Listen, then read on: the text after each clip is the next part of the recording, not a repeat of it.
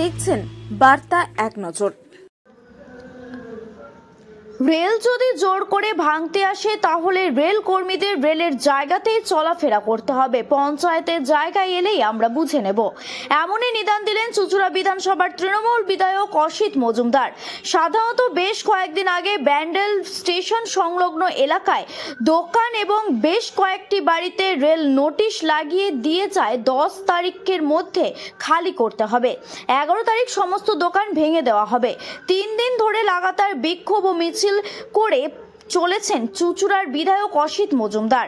আজ বেলায় ব্যান্ডেল স্টেশনের টিকিট কাউন্টারের সামনে থেকে মিছিল করে আরপিএফ অফিসের সামনে পৌঁছে সেখানে তিনি বিক্ষোভ দেখান।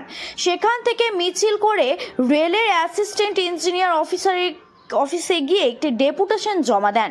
বিধায়ক জানান, অ্যাসিস্ট্যান্ট ইঞ্জিনিয়ারের সঙ্গে ফোনে কথা হয়েছে। তিনি জানিয়েছেন, আপনারা আপনাদের দাবি লিখিত আকারে জানিয়ে দিয়ে যান, আমরা আলোচনা করব। এদিন বিধায়ক পড়েন আর আরপিএফ যদি জোর করে ভাঙতে আসে তাহলে আরপিএফ এর লোকেদের রেলের জায়গাতে চলাফেরা করতে হবে, পঞ্চায়েতের জায়গায় এলেই আমরা বুঝে নেব। অন্যদিকে তিনি প্রধানমন্ত্রীর উদ্দেশ্যে বলেন, কোন হরিদাস পাল প্রধানমন্ত্রী? এতদিন এত প্রধানমন্ত্রী এলো, কেউ ভাঙার চেষ্টা করেনি। এই প্রধানমন্ত্রী উদ্দেশ্যপ্রণীতভাবে তার বন্ধুদের সমস্ত জায়গা বিক্রি করে দিতে চাইছে, তাই গরিবদের তুলে দেওয়ার চেষ্টা চলছে। এ বিষয়ে হুগলির বিজেপি সম্পাদক সুরেশ সাউ কি বললেন আমরা শুনে নেব।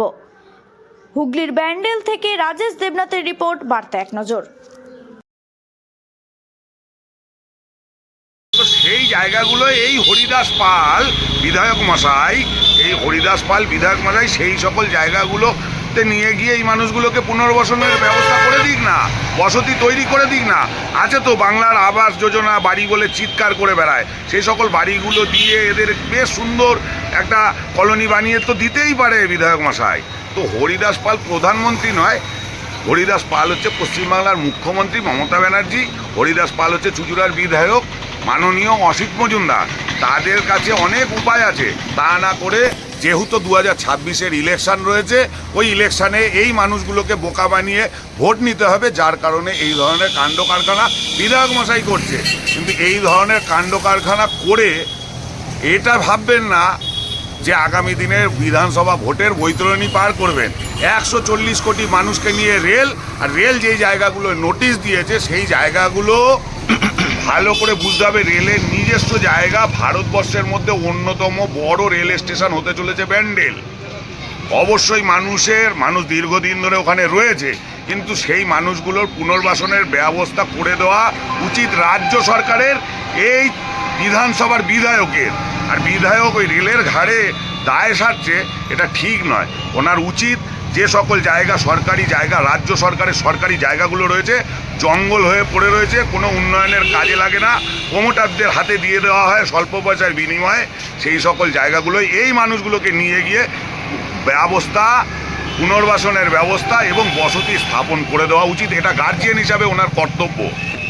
বিধায়ক বলছে যদি রেল জোর করে উচ্ছেদ করে তাহলে রেলকেও আমাদের জমি দিয়ে চলতে হবে, পঞ্চায়েতের জমি দিয়ে চলতে হবে, তখন আমরা বুঝে নেব।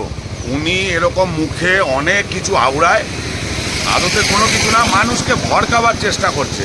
কিন্তু মানুষের উচিত ওনার কাছে, উনি যেহেতু গার্জিয়ান, ওনার কাছে রাজ্য সরকারের যে সকল জায়গাগুলো রয়েছে যেগুলো প্রমোটারদের হাতে দিয়ে দিচ্ছে, সেই সকল জায়গাগুলো ওনার কাছে দাবি জানানো এবং সেখানে গিয়ে যেন বিধায়ক মশাই তাদের বসতি করে দেয়, এই ব্যবস্থা মানুষকেও বোঝা উচিত যে উনি গার্জিয়ান, কিন্তু ওনার এখতিয়ার আছে, ওনার ক্ষমতা আছে, ওনার যে সরকার চলছে সেই সরকার চাইলেই পারে, কিন্তু সেইগুলো এনারা করছে না। তাই ওইখানকার মানুষকে আমি বলবো বিধায়ক মশাইয়ের কাছে আবেদন জানান, দরকার পড়লে বিধায়ক মশাইকে আপনারা যদি সেইভাবে বলেন, উনি যে সকল জায়গাগুলো প্রমোটারদের দিয়ে দিচ্ছে, যেগুলো সরকারি জায়গা, ঠিক আছে, ছক করে এগুলো প্রমোটারদের সঙ্গে চুক্তি করে বড় বড় ফ্ল্যাট বানানো হচ্ছে, সেই সকল জায়গাগুলো চাইলেই বিধায়ক মশাই দিয়ে দিতে পারে। তো মানুষকে বলবো ওনার কাছে আবেদন জানাতে। 1 মিনিট এখানে একটু ধৈর্য ধরে দাঁড়ান, আমি কিছু কথা বলবো আপনাদের। সবাই এগিয়ে আসুন, পেছনে থাকবেন না।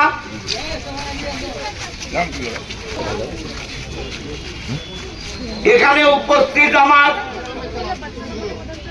ব্যান্ডেল দেবানন্দপুরের যারা দোকানদার, যাদের ছোট ছোট ঘর আছে, থাকার জায়গা আছে, রেল যত কয়েকদিন আগে আপনাদেরকে উঠে যাওয়ার জন্য নোটিশ করেছে, যে নোটিশ আমরা আরপিএফ অফিসের সামনে জ্বালিয়ে দিয়েছি। কারণ ওই নোটিশে কোনো মেমো নাম্বার নেই, কোনো অর্ডার নাম্বার নেই এবং আধিকারিকদের স্বাক্ষরও নেই। ওই অর্ডার একটা ভেক অর্ডার। এই ভেক অর্ডারের বিরুদ্ধে আমরা গত 3 দিন ধরে আন্দোলন করছি। প্রাকৃতিক কারণে, দুর্যোগের কারণে গতকাল আমাদের অবস্থান হয়নি। এই 60-70টা দোকানের উপর প্রায় 8 থেকে 10,000 মানুষ তাদের জীবন জীবিকা নির্বাহ করছে। পড়াশুনো, অসুখ, খাওয়া দাওয়া, জীবনযাত্রার মান তার উপরে রয়েছে।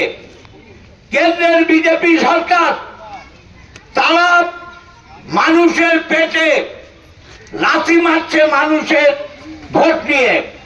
রেল যেহেতু ওদের জায়গা, ব্যান্ডেলকে শ্মশান করে দিতে চাইছে। আদানি আম্বানির কাছে রেলের সম্পত্তি বিক্রি করার প্ল্যান করছে। আর কিছু নতুন নতুন সাইকেল গ্যারেজ, যার কোনো দরকার নেই।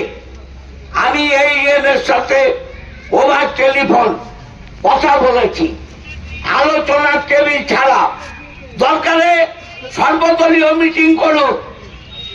আমি বলছিলাম তৃণমূলের সাথে বসতে হবে।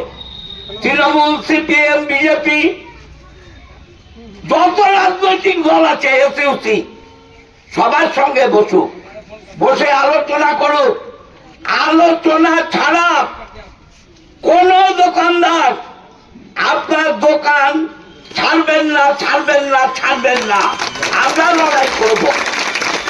লড়াই করব এবং এই লড়াই শেষ পর্যন্ত নিয়ে যাব।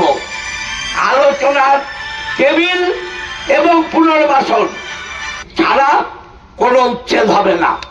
আমি আপনাদের সঙ্গে আছি, আমার দল তৃণমূল কংগ্রেস আপনাদের সঙ্গে আছে।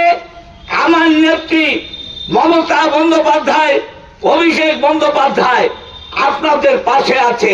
ভয় পাবেন না, বুকে জোর দিয়ে ব্যবসা করুন এবং পরিবারকে রক্ষা করুন। নমস্কার। ডেপুটেশনও জমা দিলেন বিধায়কের সাথে, কি বলবেন, এতে কি সমাধান করতে বেরিয়ে আসবে? অবশ্যই কিছু সমাধান তো হবেই, কারণ ওরা যে নোটিশটা টানিয়েছে রাত্রিবেলা, সেখানে কোনো সাইন নেই, কোনো প্যাডের কোনো মেমো নম্বর নেই, কিছু নেই। আজকে আমরা এখানে একটা জমা দিলাম, একটা পিটিশন জমা দিলাম সবাই মিলে। ওনারা বলেছেন রেল তরফ থেকে যে আমাদের সঙ্গে বসে আলোচনা করবেন, একটা সুরাহা করবেন। পুনর্বাসন আমাদের চাই, এই একটাই দাবি। আমরা উন্নয়নের বিপক্ষে নই, আমরা পক্ষেই আছি। ব্যান্ডেল স্টেশনটা আরও উন্নত হোক, ভালো হোক, সুন্দর হোক। কিন্তু যারা গরিব মানুষ আছে, যারা দোকান করে খাচ্ছে এত বছর, তাদের একটু ব্যবস্থা করা হোক, এটাই আমাদের দাবি। তারিখ ছিল কি উচ্ছেদ হচ্ছে না, উচ্ছেদ আজকে হবে বলে মনে হচ্ছে না, কারণ তারা কথা দিয়েছেন আমাদের সঙ্গে আলোচনা করবেন। এবার আলোচনার ডেটের পরে হয়তো ওনারা কিছু করবেন, তার আগে ওনারা কিছু করবেন। যদি আশানুরূপ ফল না হয় তাহলে কি করবেন? আশানুরূপ যদি ফল না হয় তাহলে আমরা আমাদের মতো করে কাজ করব। বিধায়ক ওনারা যদি ওনাদের মতো করতে পারে, আমরাও আমাদের মতো করব। আমাদের জোরটা তো কম না, আমরাও তো একটা পার্টি করে আমরা একটা লেভেল থেকে এখানে এসে দাঁড়িয়েছি। বিধায়ক বলছেন যে যদি আরপিএফ জোর করে তাহলে পঞ্চায়েত থেকে ওদেরকে হাঁটতে দেবো না। অবশ্যই যারাই এখানে চাকরি করছে তারা পঞ্চায়েতের উপর নির্ভর করেই থাকে। তারা এখান থেকে হাঁটে, আমাদের সমস্ত উপকার নেয়, সমস্ত জায়গায় তাদের আমরা সহযোগিতা করি। তাহলে আমরা যদি সহযোগিতা না পাই, তাদের আমরা সহযোগিতা করবো না। তাহলে